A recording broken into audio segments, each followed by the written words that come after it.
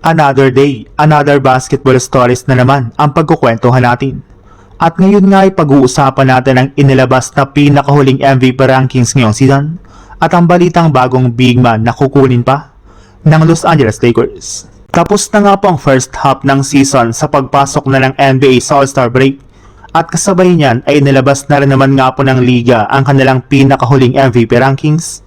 At dito nga po ay nananatili para naman bilang number 1 sa listahan ang ating reigning MVP na si Shai Gilgeous-Alexander kahit man ilang beses siyang hindi nakapaglaro sa mga nakalipas nilang laban ng mga nagdaang araw dahil sa natamo nitong injury.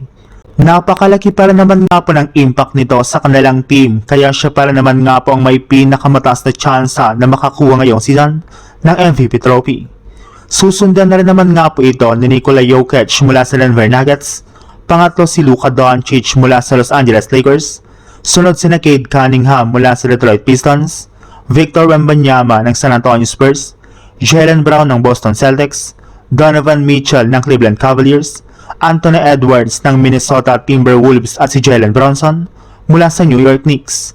Sila nga po ang mga manlalarong nag-aagawan ngayong season sa MVP trophy. Pero as of now nga po ay sina SGA, Luka Doncic at Nikola Jokic lang naman ang pinaniniwalaan na may pinakamalaking tsansa na makuha ito. Sa ibang balita naman, kahit man nga po nanalo ang Los Angeles Lakers, ay may labas pa rin nga po na balita na may ilang mga miyembro nga po ng kanilang front office ang hindi natuwa sa kanilang kupunan. Kitang-kita na nga po na parati lamang nananalo ang Lakers laban sa mga mahihinang team at natatalo rin naman sila kontra sa mga mabigat na contender. Kaya malinaw na nga po na kailangan pa rin ng Lakers na magkaroon ng one last move ngayong season para mapalakas ang kanilang kupunan. Sadyang para may sakatuparan nga po ito ay kailangan muna nga po nalang gumawa ng hindi komportableng gawain ngayon.